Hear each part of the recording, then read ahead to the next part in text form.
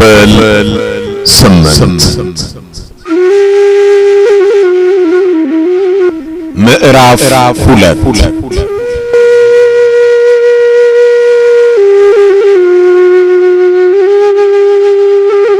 ሊቀ ካህናት በካህናት አለቆች ግቢ።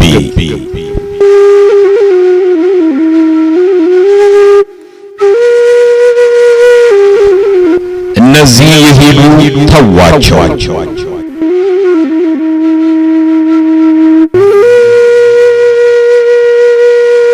ይሁዳ ጦሩን እየመራ የመጣበት ሰዓት ጌታችን መንፈስ ግን ተዘጋጅታለች ብሎ የተናገረበት ሰዓት ነበር።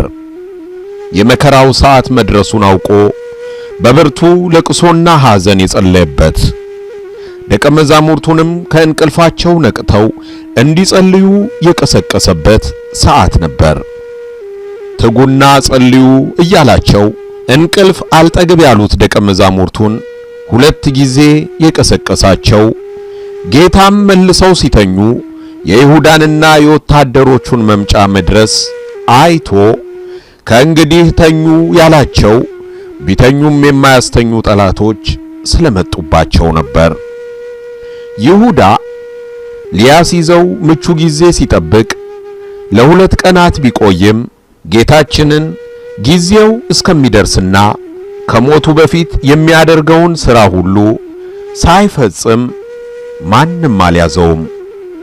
ደቀ መዛሙርቱ ፋሲካን ወዴት እንድናሰናዳልህ ትወዳለህ ብለው በጠየቁት ጊዜ ወደ ከተማ ሂዱ፣ ማድጋ ውሃ የተሸከመ ሰውም ይገናኛችኋል፣ እርሱም በደርብ ላይ ያለውን የተሰናዳና የተነጠፈ ታላቅ አዳራሽ ያሳያችኋል ብሏቸው ነበር። በንግግሩ የሰውየውንና ፋሲካ የሚደረግበትን ቦታ ስም የሸሸገው በዚያ ጆሮውን አቁሞ የሚሰማው ይሁዳ ስፍራውን ካወቀ ወደ አይሁድ ሄዶ ስለሚናገርና ወታደሮችን ይዞ ስለሚመጣ ነበር። ይህ ሆኖ ቢሆን ኖሮ ጌታችን ታላቁን ምስጢረ ቁርባን ሳይመሰርትም በተያዘ ነበር። አሁን ግን ሰዓቱ ቀርቧልና ጌታችን ሊያዝ ፈቀደ። ይሁዳ ቀርቦ ከሳመው በኋላ ጌታችን ወታደሮቹ ወደ እርሱ ሳይመጡ በፊት ወደ እነርሱ ቀረበ።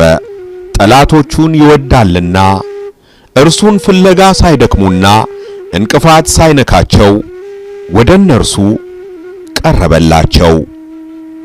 እናንግሰው ብለው ወደ እርሱ ሲመጡ ወደ ተራራ የሸሸው ጌታ እንስቀለው ብለው ወደ እርሱ ሲመጡ ግን ሊሸሽ አልሞከረም።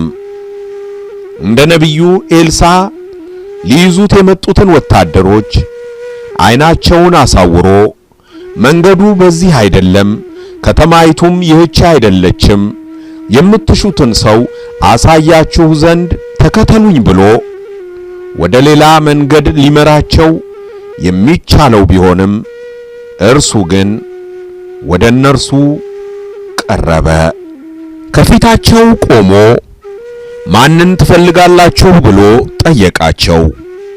ወታደሮቹ ምንም እንኳን በይሁዳ ምልክት ሰጪነት ማንነቱን የተረዱ ቢሆንም ጥያቄው ስላደናገራቸው የናዝሬቱ ኢየሱስን ብለው መለሱለት። እኔ ነኝ ባላቸው ጊዜ ወደ ኋላ አፈግፍገው በምድር ወደቁ። ጥያቄ ጠይቆ መልስ ሲሰጠው ወደ ኋላ መውደቅ እንዴት ያለ ነገር ነው? የጠበቁትን መልስ ሰምተው እንዴት ሊወድቁ ይችላሉ? ነባቤ መለኮት ወንጌላዊ ዮሐንስ ከሌሎች ወንድሞቹ በተለየ ሁኔታ ይህንን ክስተት የጻፈልን ለምን ይሆን? እርግጥ ነው ማንም ሰው እከሌ ነህን ብለን ለምንጠይቀው ጥያቄ እኔ ነኝ የሚል መልስ ሲሰጠን ወደ ኋላ ሊጥለን አይችልም። ለነዚህ ወታደሮች ግን እኔ ነኝ ብሎ የመለሰላቸው በሲና ተራራ ሙሴ ስምህ ማን ነው ብሎ በጠየቀው ጊዜ እኔ ነኝ ብሎ የተናገረው ልዑል እግዚአብሔር ነው። በምድር ላይ በምንም ቋንቋ ስሙ በምልአት ሊገለጥ የማይቻለው ነቢዩ ዳዊት አንተ ግን አንተ ነህ ብሎ የዘመረለት ራሱን እኔ ነኝ ብሎ ከመግለጥ በቀር በምንም ስም ሊወሰን የማይቻለው እግዚአብሔር ራሱ ነው። ስለዚህም እኔ ነኝ ብሎ በአምላካዊ ቃሉ ሲናገር እንደ ሙሴ እንደ ዮሐንስ ያሉት ቅዱሳን በግንባራቸው ለስግደት ይደፋሉ። ማንነቱን ያልተረዱት ወታደሮችና መሰሎቻቸው ደግሞ እኔ ነኝ ሲላቸው ወደ ኋላቸው ይደፋሉ።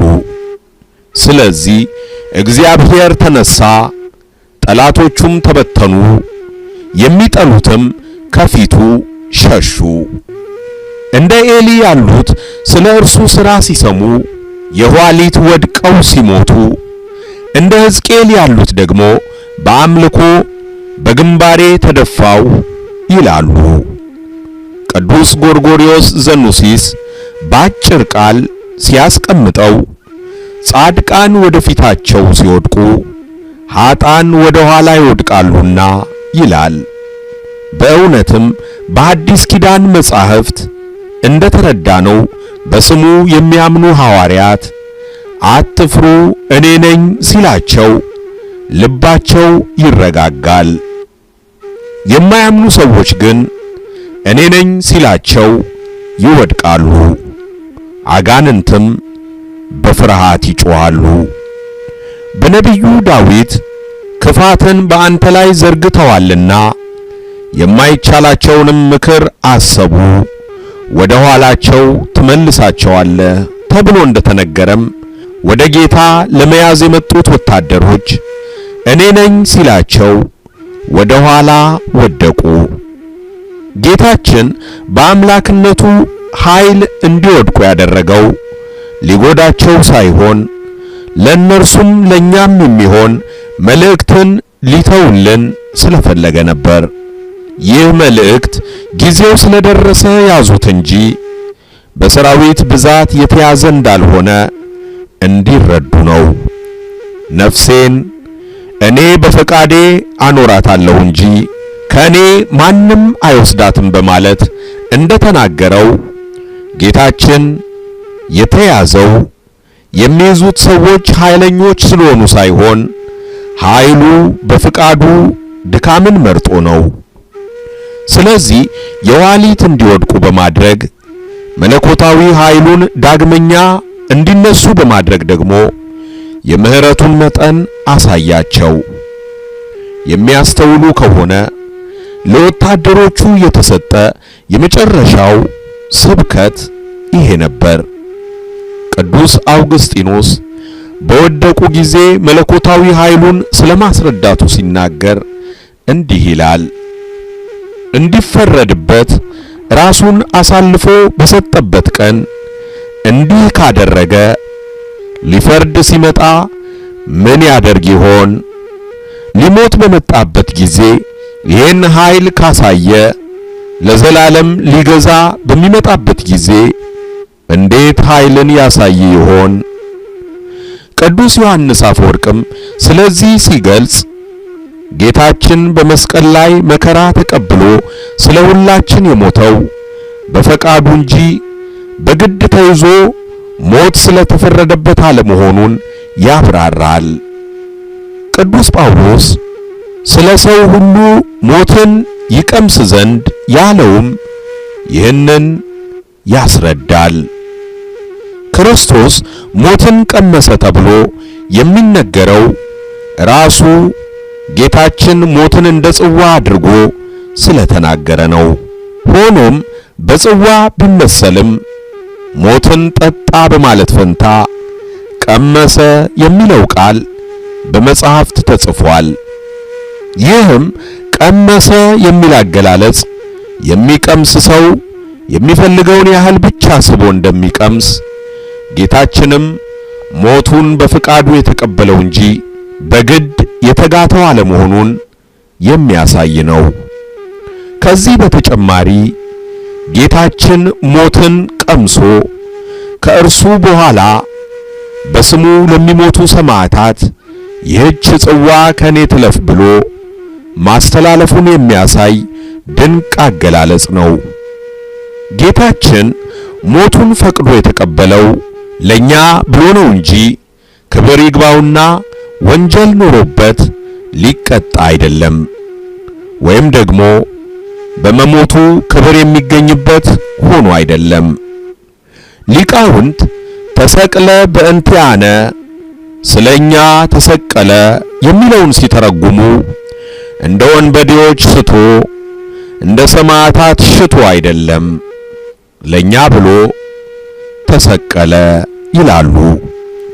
በወታደሮቹ መውደቅ ይህንን ካስተማረ በኋላ ወታደሮቹ ከወደቁበት ሲነሱ ለሁለተኛ ጊዜ ማንን ትፈልጋላችሁ ብሎ ጠየቃቸው። እነርሱም የናዝሬቱን ኢየሱስ ብለው መለሱ። ደግሞ እኔ ነኝ ሲላቸው ግን በመጀመሪያው ኃይሉንና በፍቃዱ መያዙን ገልጧልና ወደ ኋላ አልወደቁም። ደግመው ቢወድቁ ኖሮ ምናልባትም ከዚያ በኋላ ቢጠይቃቸውም ላይመልሱና የመጡበትን ትተው ሊሄዱ በቻሉ ነበር።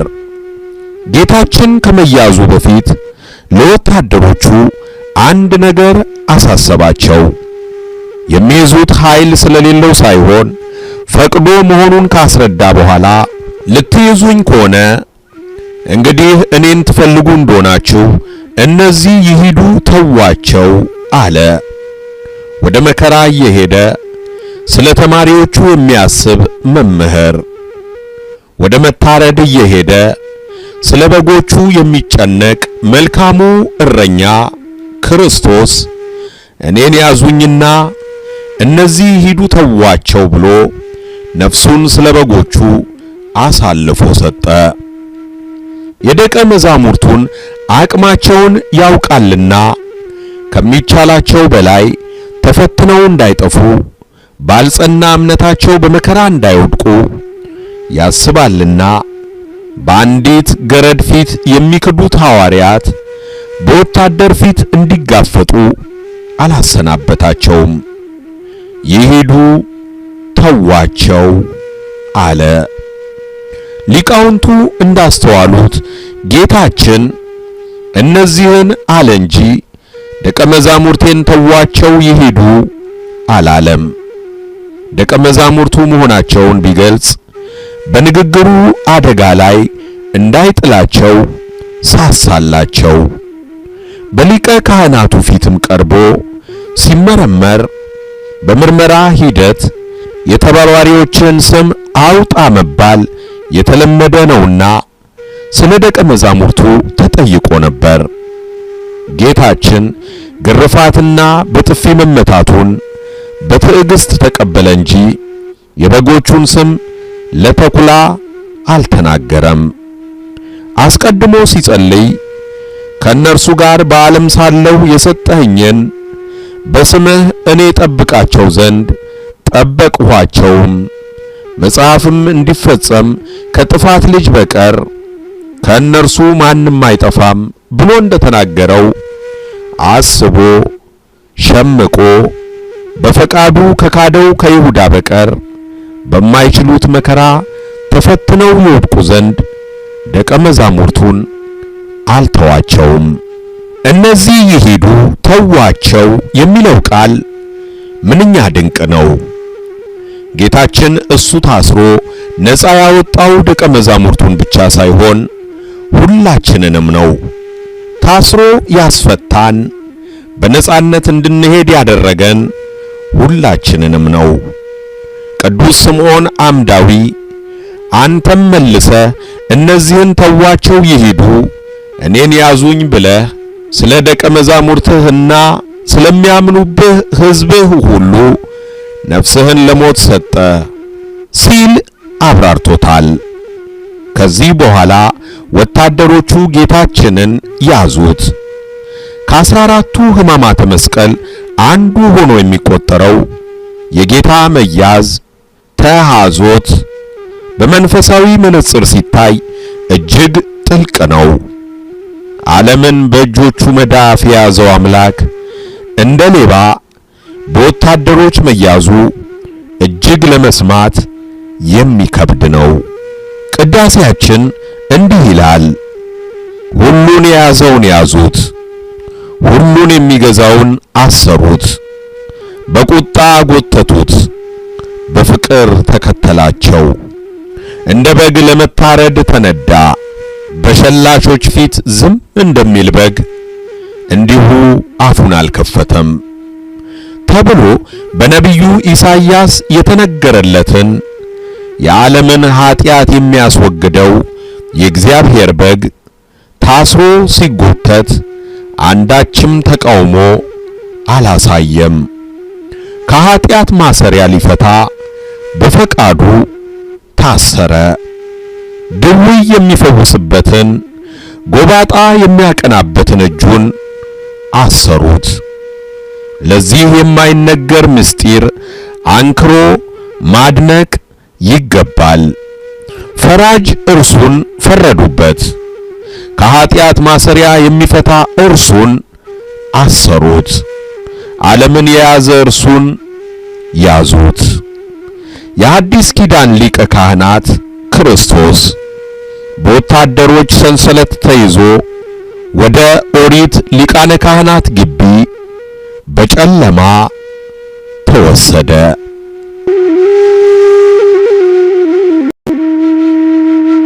የዮና ልጅ ስምዖን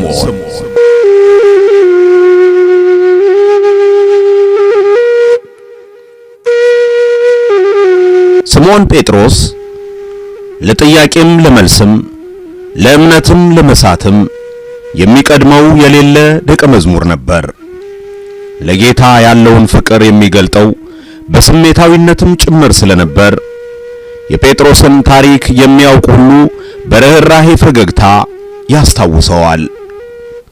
በእውነት እንደ ጴጥሮስ ያለ የዋህ ሰው ማን አለ? በእግዚአብሔር መንፈስ ተቃኝቶ አንተ የሕያው የእግዚአብሔር ልጅ ነህ ብሎ ስለ ክርስቶስ መስክሮ አንተ አለት ነህ ተብሎ በተመሰገነበት ቅጽበት ወዲያው የሰይጣን አንደበት ሆኖ ሂድ አንተ ሰይጣን ተብሎ የተገሰጸ ከየዋሁ ጴጥሮስ በቀር ማን አለ? ጌታ ሆይ የኔን እግር ለዘላለም አታጥብም ብሎ በማለና በተገዘተበት ቅጽበት ጌታ ሆይ መላ ሰውነቴን እጠበኝ ብሎ የለመነ ከምስኪኑ ጴጥሮስ ሌላ ማን አለ? ከጌታው ጋር በባህር ላይ ለመሄድ በእምነት ለምኖ በባህር ላይ የተራመደ በዚያችው ቅጽበት ደግሞ ሊሰጥም ጀምሮ ጌታ ሆይ አድነኝ ብሎ የጮኸ ከጴጥሮስ ሌላ ማን አለ? በችኮላና በጉጉት ለሚያነሳቸው ጥያቄዎቹ በእግዚአብሔር ወልድ በኢየሱስ ክርስቶስ ከመገሰጽ አልፎ እግዚአብሔር አብም ከደመና ሆኖ ስለ ጥያቄው የገሰጸው ሰው ከጴጥሮስ በቀር ማን አለ? ቅዱስ ጴጥሮስ ለጌታ ከነበረው ጽኑ ፍቅርና የክርስቶስ ሞት ለሰው ልጅ መዳን ያለውን ጥቅም በሚገባ ካለመረዳቱ የተነሳ ጌታችን እንደሚሞት በተናገረበት ስፍራ ሁሉ ዋነኛ ተከላካይ ሆኖ እናገኘዋለን።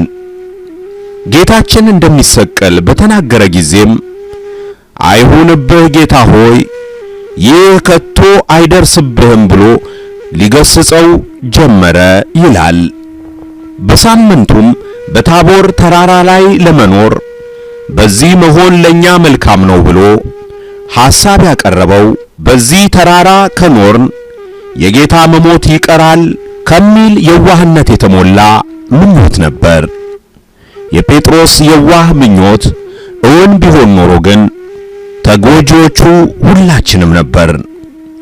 አባ ጊዮርጊስ ለጴጥሮስ እንዲህ ይለዋል፣ ጴጥሮስ ሆይ በዚህ መኖር ለኛ መልካም ነው አልከን። ላንተስ በፊቱ ብርሃን እየተደሰትክ በዚያ ብትኖር ይሻልህ ነበር። እናንተ በዚያ ኖራችሁ ፊቱን እያያችሁ ቢሆን ኖሮ ግን እኛ ባልዳንን ነበር።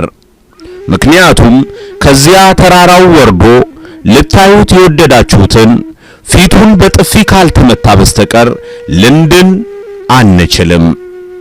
ቅዱስ ጴጥሮስ ጌታችን እንዳይሞት የነበረው ቁርጠኝነት ጌታችን እስከ ተያዘባት ሐሙስ ምሽት ድረስ የቀጠለ ነበር። ለጌታ ካለው ጽኑ ፍቅር የተነሳም ጌታችንን ሊይዙ ከመጡት ወታደሮች ጋር ለመዋጋት ሰይፍ ይዞም ነበር። እርግጥ ነው ጌታችን ሰይፍን ያዙ ብሎ ነግሯቸው ነበር። 2 ሰይፍ እንዳላቸው ሲነግሩትም ይበቃል ብሏቸው ነበር። ጌታችን ይበቃል ያለው ግን ሰይፉን ሳይሆን ንግግራቸውን ነበር። ለውጊያ ሰይፍ 2 ሊበቃ አይችልም። ጌታም ጎኑን በጦር ሊወጋ እንጂ ሰዎችን ሊያዋጋ ሰው የሆነ አምላክ አይደለም። ሊቃውንት እንዳብራሩት ያዙ የተባሉት ሰይፍ ደግሞ ነፍስና መንፈስን ጅማትና ቅልጥምን እስኪለይ ድረስ የሚወጋውን የመንፈስ ሰይፍ ሲሆን እነርሱም 3 ዓመት ያስተማራቸው የመከራ ቀን ስንቅ የሚሆን የእግዚአብሔር ቃልን ነበር። ጴጥሮስና ጓደኞቹ ግን ቅዱስ ኤፍሬም እንዳለው ቃሉ ሰይፍ የሆነውን አምላክ ለማስጣል ሰይፍ ያዙ። ወታደሮቹ ሊይዙት ሲቀርቡ ደቀ መዛሙርቱ ጌታ ሆይ በሰይፍ እንምታቸው ብለው ጠየቁ። ፈጣኑ ጴጥሮስ ግን መልስ ሳይጠብቅ የሊቀ ካህናቱን ባሪያ ጆሮውን ቆረጠው። ሊቃውንት እንደሚሉት ጴጥሮስ አንገቱን መትቶ ሊጥለው የሰደደው ቢሆንም ልምድ ስለሌለው ጆሮውን አገኘው። እዚህ ላይ ጴጥሮስ 2 ሰይፍ ይዞ ከጭፍራ ተዋጊ ጋር ውጊያ ማስነሳቱ በራሱ ለጌታ ያለው ፍቅር ነገሩን እንዳያስብበት እንዳደረገው ያሳያል። አሳ ከማጥመድ ውጪ በጦር ሜዳ ውሎ የማያውቅ ቢሆንም ለጌታ ያለው ፍቅር ሰውን መግደል ሙዝ እንደመላጥ ከሚቀላቸው ወታደሮች ጋር ውጊያ እንዲያስነሳ አደረገው። በ58 ዓመቱ ከዚህ በፊት ተጠቅሞበት የማያውቃትን ሰይፍ ይዞ ከወጣቶቹ ስልጡን ወታደሮች ጋር ለነፍሱ ሳይሳሳ ለመዋጋት መነሳቱ የፍቅር እንጂ ምን ሊባል ይችላል? ጴጥሮስ ያደረገው ነገር ብዙ መዘዝ የሚያስከትል ነበር።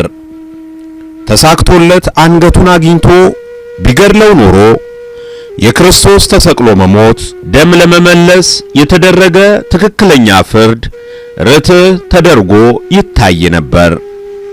ጆሮም መቁረጡ በራሱ በሮም መንግስት ለመቅደስ ጠባቂነት የተመደበን ወታደር በመምታቱና ሊታሰር የተፈለገውን ተከሳሽ ለማስለቀቅ መሞከሩ ዕድሜ ልክ የማይወጣው ጣጣ ውስጥ የሚከተው ነበር።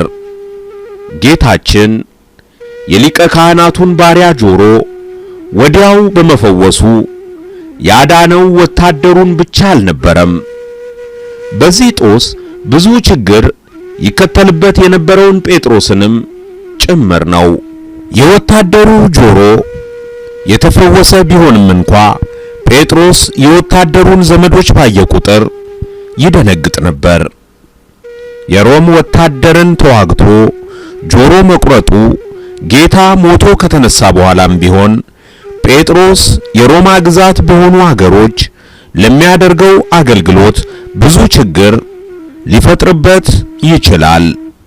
ለዚህ ነው ጆሮ ስለመቁረጡ ታሪክ 3ቱ ወንጌላውያን ማቴዎስ፣ ማርቆስና ሉቃስ ሲጽፉ የቆራጩንም ሆነ የተቆራጩን ስም ሳይጠቅሱ ጽፈዋል።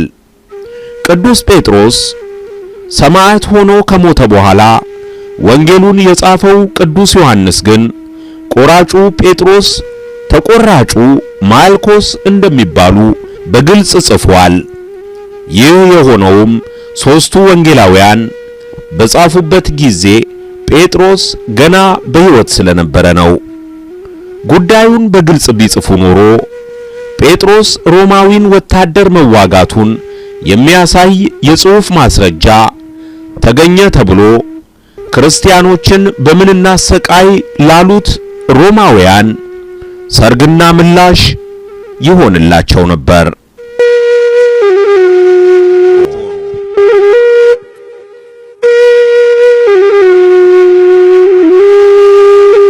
ማልኮስ የሊቀ ካህናቱን ግቢ ከሚጠብቁና ከቤተ መቅደስ ጋር የተያያዘ የጸጥታ ሥራ ከሚሰሩ ባሪያዎች አንዱ ነው። ለኦሪት ሊቀ ካህናት ባሪያ የሆነው ይህ ሰው ሐሙስ ማታ የአዲስ ኪዳኑን ሊቀ ካህናት ክርስቶስ አስሮ የማምጣት ግዳጅ ተሰጥቶት በጨለማ ከሰራዊት ጋር መጣ። ይህ ወታደር አፍታም ባልቆየው ብዙ ተሳታፊ ባልነበረውና ሳይጀመር በቆመው ውጊያ ላይ ጆሮውን ያጣ ብቸኛው ቁስለኛ ሆነ። የሚሰማ ጆሮ ያለው ይስማ የምትል ወንጌልን እንዲያስተምር ለ3 ዓመት የሰለጠነው ሰባኪው ጴጥሮስ የዚህን ወታደር የሚሰማ ጆሮ ቆርጦ ጣለበት። እንደ ጥፍርና እንደ ጠጉር ተቆርጦ ሊበቅል የማይችል ጆሮውን ቆርጦ ሲጥለውም ሲጠሩት አቤት ማለት የሚጠይቀውን የሊቀ ካህናት ግቢ ሥራውንም አደጋ ላይ ጣለበት። ከመስማት አቅሙ ማነስ በተጨማሪ ይህ ባሪያ ጆሮው መቆረጡ በሚመለከቱት ሕግ አዋቂ አይሁድ ዘንድ ሁሉ ሌላ ትርጉም የሚሰጥ ጠባሳ ይሆንበታል። በኦሪት ሕግ መሠረት አንድ ባሪያ ለ6 ዓመታት ከተገዛ በኋላ በሰባተኛው ዓመት ነፃ እንዲወጣ መብት ነበረው። ይህ ባሪያ ነፃ መውጫው ጊዜ ደርሶ ነፃ ላውጣህ ብሎ ጌታው ሊያሰናብተው በተነሳ ጊዜ የጌታዬ ቤት ኑሮ ተስማምቶኛል፣ ነፃ መውጣት አልፈልግም ብሎ በባርነቱ መቀጠል ከፈለገ ጆሮውን ተርትሮ ወይም በስቶ የዘላለም ባሪያው እንዲያደርገው ሕጉ ያዝ ነበር።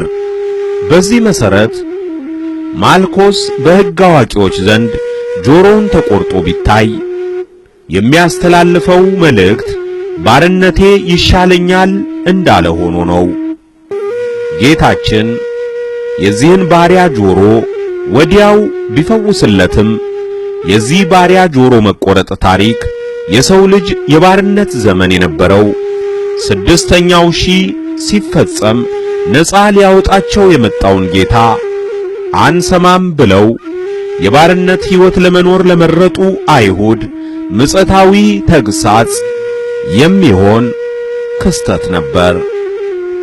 ሦስቱ ወንጌላውያን የጆሮውን መቆረጥ ብቻ ሲጽፉ፣ ሐኪሙ ሉቃስ ግን በሕክምናው ጥበብ ጨርሶ የማይታሰበውን ድንቅ ሥራ አይቶ ሳያልፍ ጆሮውን በመዳሰስ ብቻ ፈወሰው ብሎ ጽፎልናል።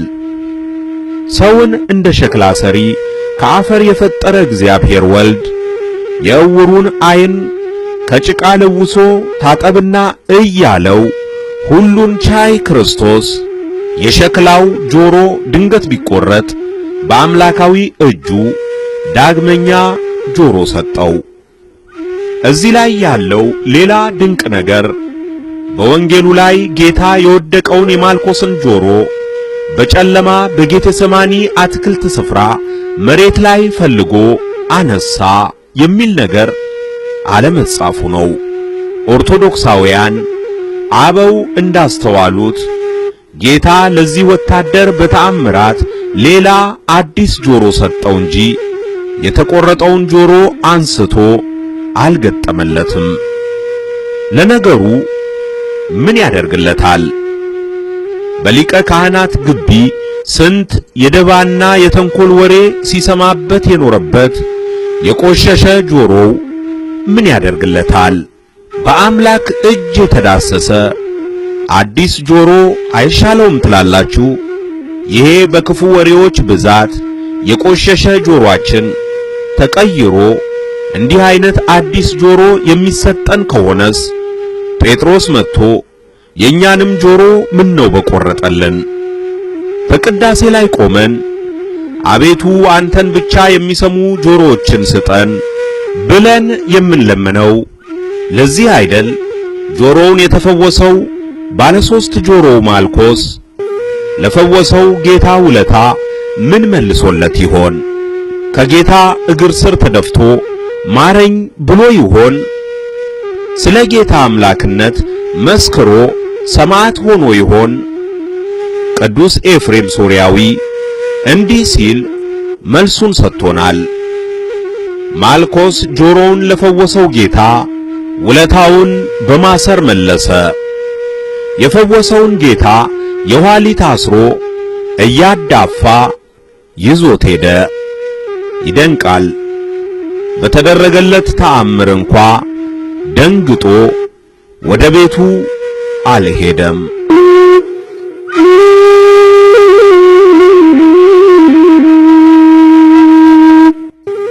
ሕማማት የዛሬ ትረካ እዚህ ላይ ያበቃል። በቀጣዩ ክፍል እስክንገናኝ ቸር ይግጠመን።